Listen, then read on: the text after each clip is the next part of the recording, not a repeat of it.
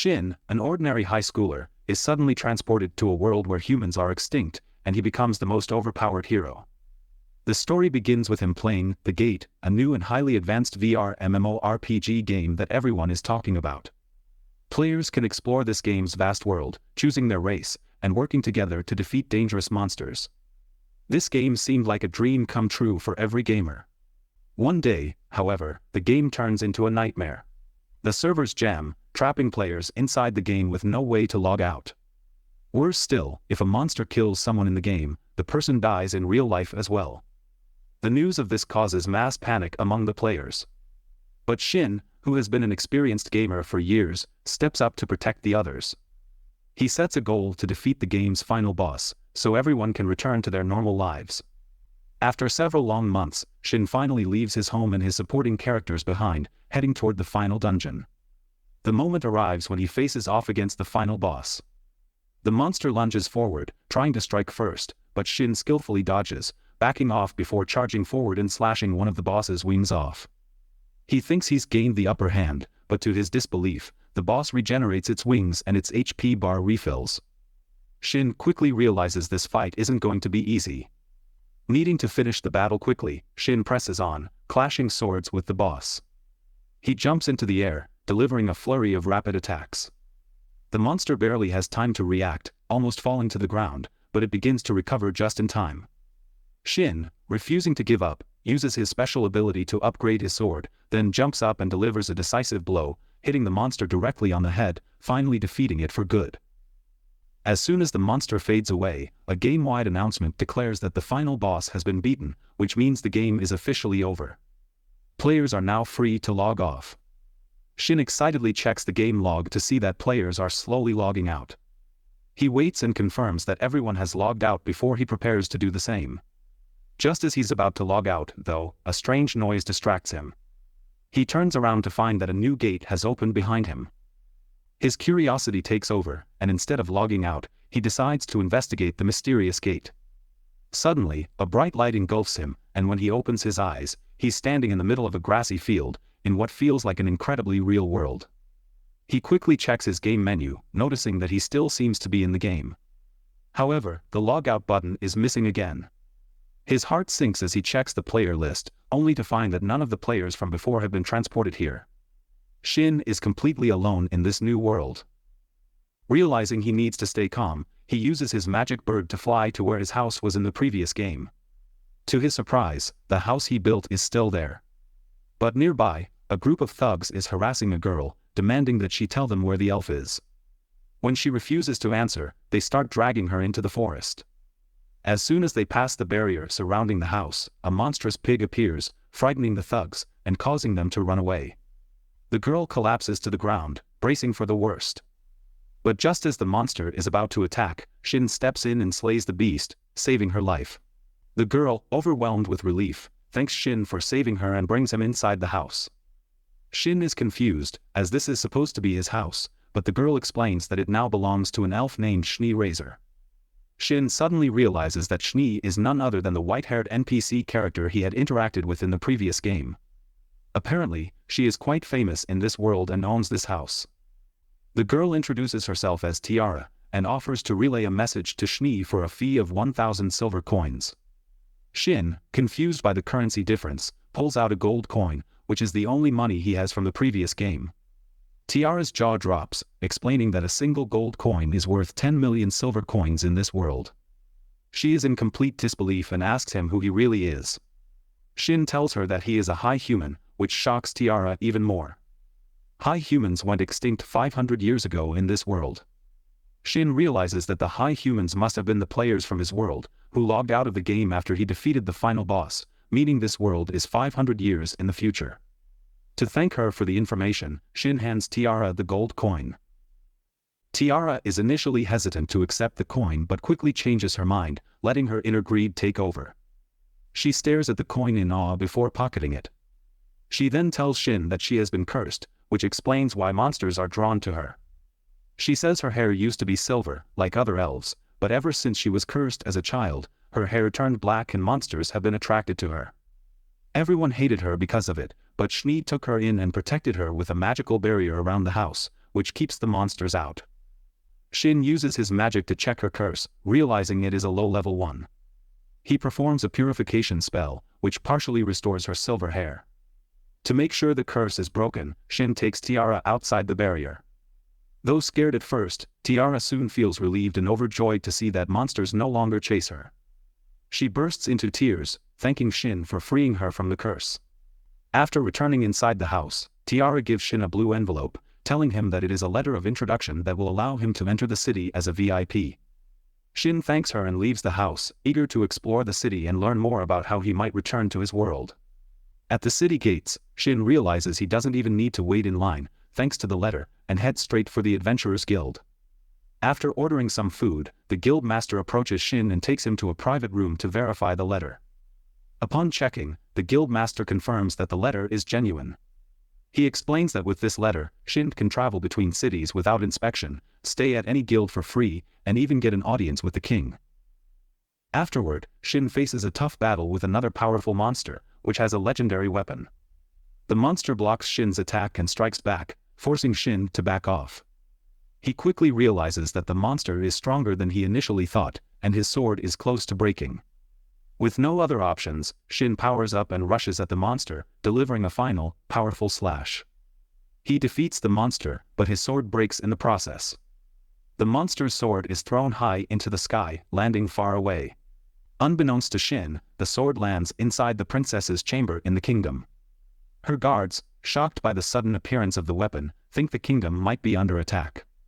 The princess, however, remains calm, recognizing the sword as a legendary weapon.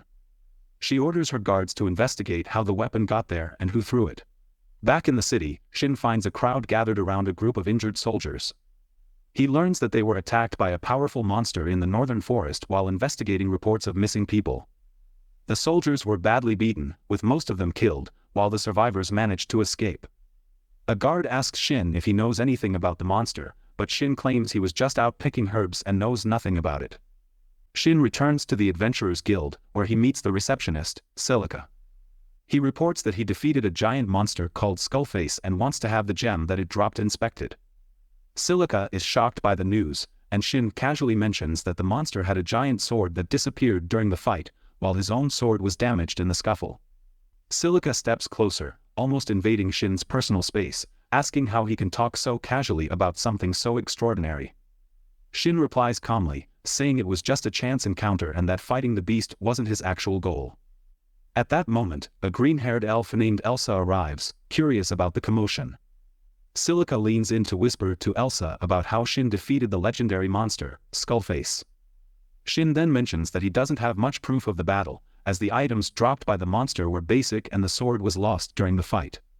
Elsa becomes skeptical, thinking Shin might be lying about defeating such a legendary creature, and asks Silica to get the gem checked. Silica instructs Shin to wait while she takes care of the gem, so he turns to Elsa, asking whether monsters like Skullface are common in the area. She explains that monsters are born from the grudges and sins of people who die terrible deaths. Since many people died in the northern forest, it's now filled with corpses, making it an ideal breeding ground for monsters. Usually, the monsters there are low-level, so Skullface appearing is an anomaly. Shin responds with his usual calm, mentioning that he thought the same because he'd never seen a Skullface at level 359 before. Elsa and Silica are utterly shocked by this revelation. Elsa quickly orders Silica to check the gem's level and turns to Shin, stating that if he's telling the truth, he's stronger than a full party of A-rank adventurers. Shin asks her to keep that fact a secret, and she agrees. After that, they head off to eat some food. While waiting for his meal, a tall man wearing a strange purple outfit enters, and the room falls silent as everyone looks at him with fear. The man approaches Shin, placing his spear down, which Shin immediately recognizes as a legendary weapon. The man introduces himself as Will, and asks if Shin is new around here. Shin casually replies that he arrived a couple of days ago. Will laughs, claiming that the only reason Shin isn't afraid of him is that he doesn't know who Will is. Will goes on to say that people call him a vampire because his spear can suck the soul out of anyone who dares to cross his path. Shin, unimpressed, simply tells him to eat quietly, mentioning he has work to do later. That evening, Shin visits a library to learn more about the world. As he reads, he discovers that this world mirrors the game he used to play, except the race of high humans is now extinct. This realization worries him, as being the last high human could be dangerous if the wrong people found out. Meanwhile, the guild master holds a meeting to discuss Shin's situation. They confirm that the gem Shin brought in is indeed from a level 359 Skullface, proving his claim. One of the royal guards requests permission to meet Shin, as a massive sword flew into the princess's chamber earlier that morning, and they suspect Shin might be connected. The sword, they believe, could have belonged to the Skullface monster. On the other side of town, Shin sits by a fountain, enjoying some snacks when he notices a little girl staring at his food with hungry eyes. He offers her some, and she happily takes it. As he wonders whether the girl is lost, Will walks over. It turns out that Will looks after some of the children living in the church's orphanage, and this particular girl has a habit of running away when she's bored. Will tells her to return to the church, but before leaving, the girl whispers to Shin that he should save the fox in the northern forest. Puzzled by her words, Shin decides to check it out. The next morning, Shin visits Tiara's place, asking her to send a message to Shni. He explains that he's been trying to send a direct magical mail but can't seem to reach her. Tiara is confused, so Shin demonstrates by sending a mail to her, which shocks her. She asks if she can keep some of the magic cards, and Shin happily gives her a few. He also hands her a sword, telling her that it belongs to Shni. In the game, he had crafted the sword using items dropped by mythical monsters, and only Shni can wield it. Shin requests that Tiara deliver the message and sword to Shni, reminding her that if Shni remembers the sword and who made it, she should contact him. Afterward, Shin ventures into the forest to investigate the beast girl's cryptic message. As he enters the foggy area near a shrouded temple, he spots a small white fox lying in the middle of a magic circle. Upon closer inspection, he discovers that the fox has been both cursed and poisoned. Using his powerful purifying magic, Shin heals the fox, bringing it back to consciousness. However, something feels off. Checking his map, he sees that enemies are closing in on him. Outside, a horde of zombified skeletons, armed with swords, begins advancing toward him with murderous intent. Shin tells the fox to stay put, while he pulls a spear from his magical pocket. With 2 mighty magical strikes, he obliterates the entire group of monsters with ease. Thinking the area is now clear, Shin checks his map again, only to notice 2 more monsters nearby. It turns out that the statues near the temple's entrance are petrified monsters. They break free from their stone prisons and attack him. Both are level 675, an insanely high level, but Shin dodges their strikes, while attempting to trap them with his shadowbind magic. The monsters prove to be strong, releasing a thick magical fog that blinds Shin and injures the fox. Despite the fog, the monsters continue to attack. Shin keeps dodging, trying to come up with a plan. The fox leads him back to the magic circle in the shrine, and when Shin enters it, the fog clears, allowing him to see again. Taking advantage of the moment, he uses his legendary binding magic to trap the monsters. With them immobilized, Shin unleashes the full power of his spear, destroying both enemies in a single devastating thrust. As the smoke clears, Shin checks on the fox once again, only to discover that the fox is actually a level 2011 elemental tail, the highest tier monster from the game. Recognizing this as a lucky find, Shin decides to keep the fox as a companion. However, knowing that such a powerful creature could attract unwanted attention, he chooses to form a bond with her, through a taming process. Once tamed, only the owner can see the stats of the beast, making it appear as just an ordinary fox to others. Shin asks the fox if she is willing to be tamed, and to his surprise, she seems eager to trust him after he saved her life. The process is successful, and Shin names his new companion Yuzuha. They head back to the capital together. At the guild, Shin runs into the receptionists, who both want to take his report. Uninterested in their bickering, Shin heads over to the notice board, where he spots an unusual quest put up by the church. The quest doesn't disclose much information, only asking for a skilled adventurer to visit. Intrigued, Shin decides to accept the quest and heads to the church, hoping to meet Millie, the beast girl, as well. Upon arriving at the church, Shin meets a nun named Tria. She asks what brings him there, and Shin honestly admits that he doesn't know much about the church but came after seeing the quest. The nun becomes curious and asks if Shin is a skill holder. He says he'll share more if she can help him with some information. He asks if Millie is around, and the nun, though suspicious, leads him to a guest room. While waiting, Shin wonders what kind of powers Millie possesses, especially after she told him to save the fox. Finally, the door opens, and Millie runs in, overjoyed to see him. She hugs him tightly, which softens the nun's attitude, as she notes that Millie usually doesn't like being around others.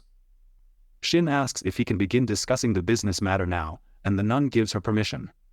Shin immediately looks at Millie and inquires if this fox is indeed the one she was concerned about. Millie examines the fox carefully and joyfully confirms that it is the very fox she feared was in danger. She expresses her gratitude to Shin for rescuing the fox. Shin smiles and instructs Yuzuha to thank Millie, since it was Millie who requested Shin's help in saving her. Yuzuha descends gracefully and thanks Millie for her concern and kindness. Shin then turns his attention to the nun and asks for more details about the quest. The nun explains that only those with the skill holder ability can see the quest, which makes Shin realize that while having particular skills was quite common in his previous world, it must be a rare and special thing in this new world. The nun reveals that they are seeking a skill holder who can teach one of the church's nuns the Purify skill. Shin queries whether they are looking for someone with healing or curse skills, but the nun shakes her head, indicating that they specifically need the Purify skill due to certain urgent circumstances. She seems doubtful that Shin knows the skill but is taken aback when Shin admits that learning the Purify skill can be quite troublesome. The nun is shocked when Shin confirms that he knows the Purify skill. She begins discussing compensation in terms of gold and money, but Shin interrupts, stating that he prefers another form of repayment. As the nun starts to suggest compromising her vow of celibacy, Shin clarifies that he simply wants detailed information about the church and Millie's abilities. Although the nun hesitates and appears uncertain, Millie insists that Shin can be trusted. Tria, the nun, eventually agrees to provide Shin with all the necessary information about who comes and goes from the church, as well as other relevant details. She reveals that Millie possesses oracle powers and can predict the future with perfect accuracy. This ability is kept secret to prevent evil individuals from exploiting her for their own gain. To safeguard Millie, Will, a fearsome warrior, remains close by to ward off any potential threats. Shin then asks when Rashia, the granddaughter of the previous priest, will be able to start learning the Purify skill. Tria explains that Rashia's training is required due to religious reasons. Later that day, Shin attempts to interact with the other children at the church, but they are all enchanted by Yuzuha and ignore both him and Millie. Millie, wanting to pet Yuzuha, calls the fox over and cuddles her.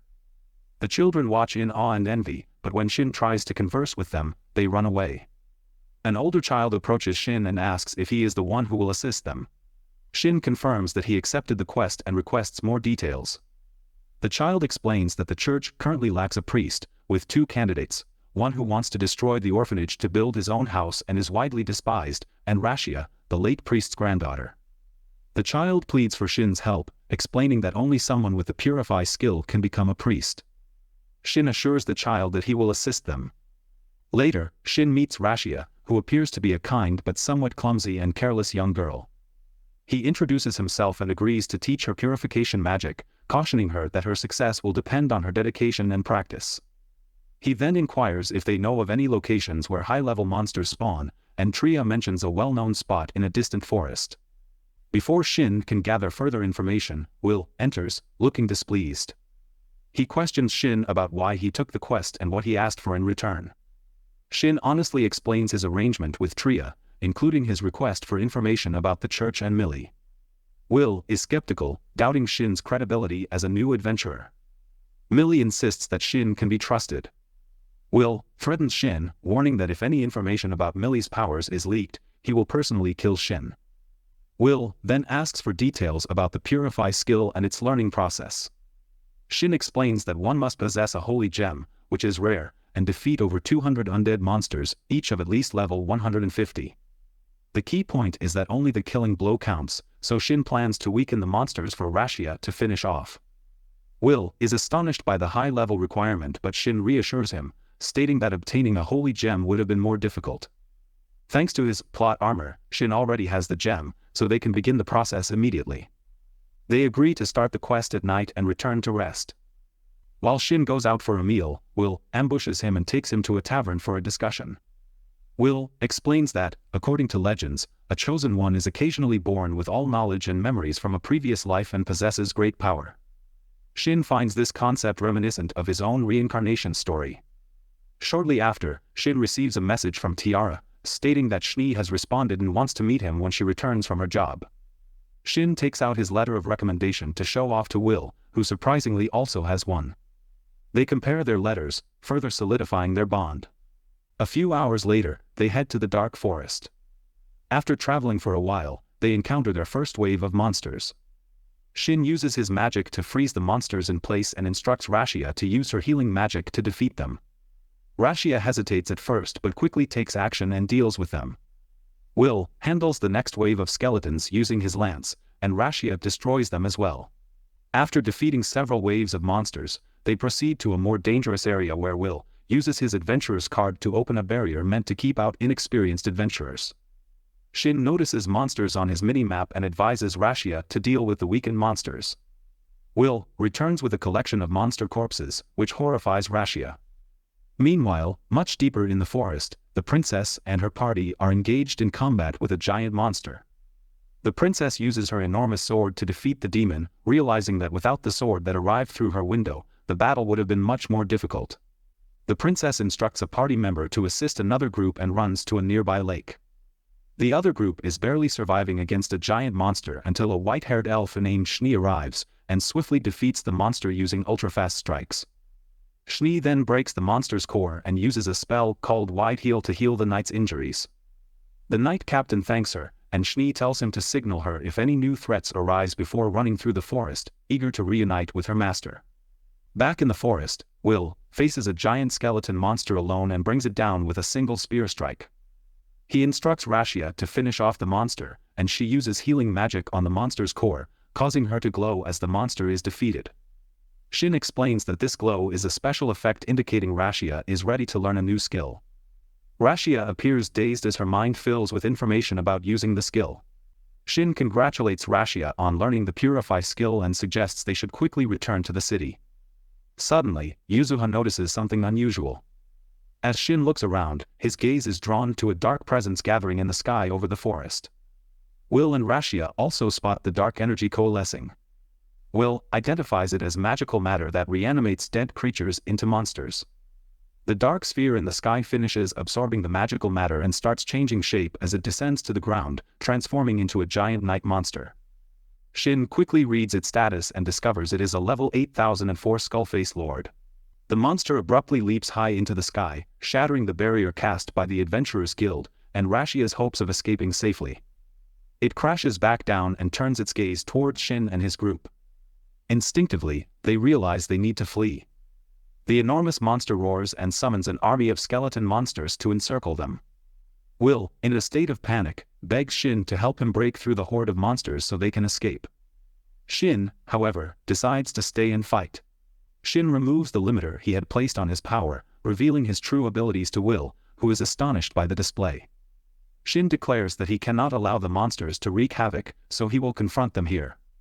He instructs Will to retreat with Rashia and Yuzuha and casts a physical enhancement buff on Will.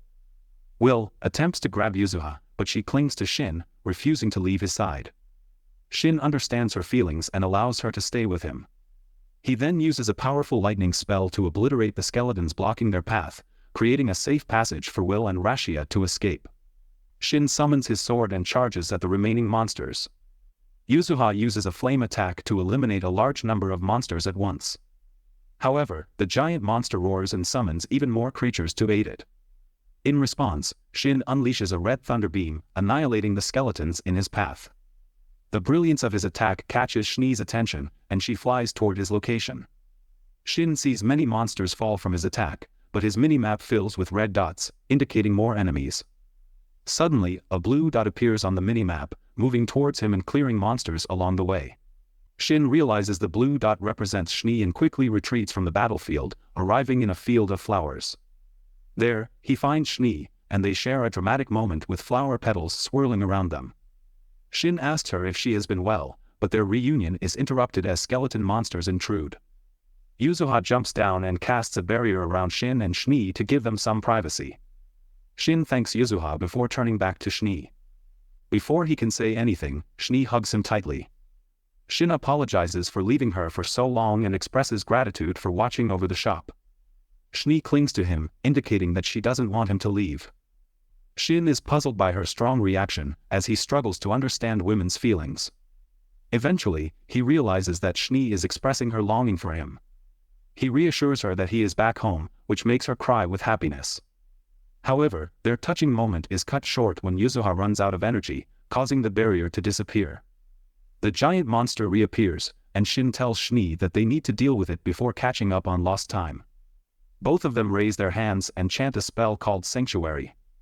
A golden ball of light soars into the sky and creates a radiant circle. The light from the magic circle destroys all the monsters it touches, and Yuzuha's energy is instantly restored.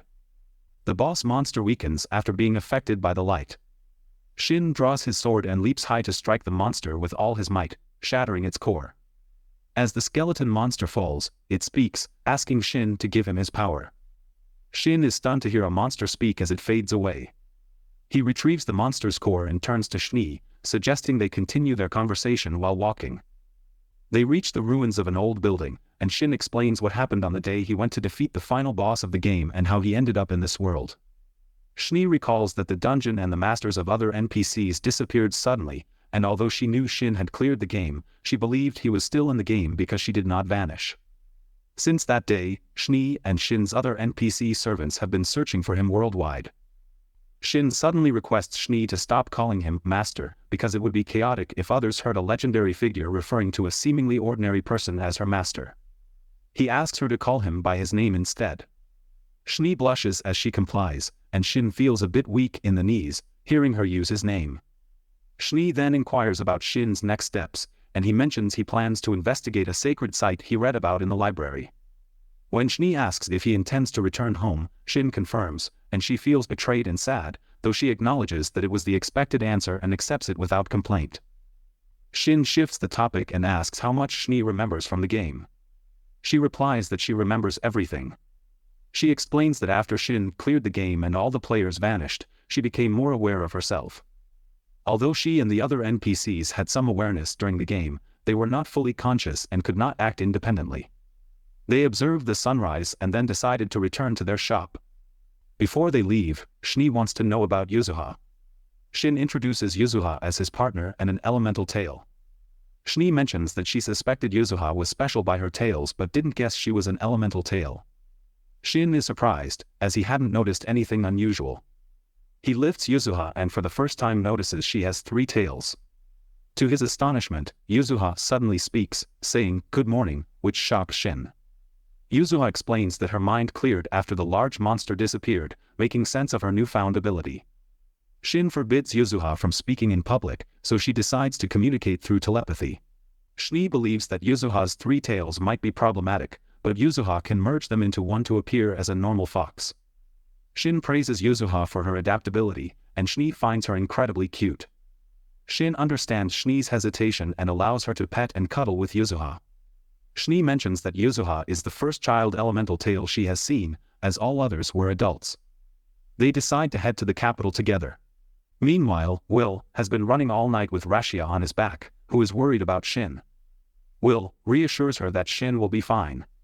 Suddenly, Will feels something speeding towards them, and he stops to face it, only to discover it's Shin and Schnee. Rashia faints from the shock, and even Will is not pleased with Shin's surprise appearance. On the other hand, the princess and her guards come across a massive hole in the ground caused by Shin's attacks. The princess speculates that the hole might be connected to the magical circle that destroyed the skeleton monsters. She wonders who could have performed such a feat. Then, one of her knights arrives with the sword Shin used to cast the earth-shattering spell. The knight points out a falcon symbol on the sword's hilt, indicating it was crafted by a highly skilled swordsmith known for creating powerful weapons. The knight demonstrates that despite being damaged, the sword is still potent enough to split the ground with minimal effort. He reveals that there was only one blacksmith in the world capable of forging such powerful swords, a legendary figure known as the Peerless Black Swordsmith. The story will be continued in future videos. Thanks for watching. See you in the next one.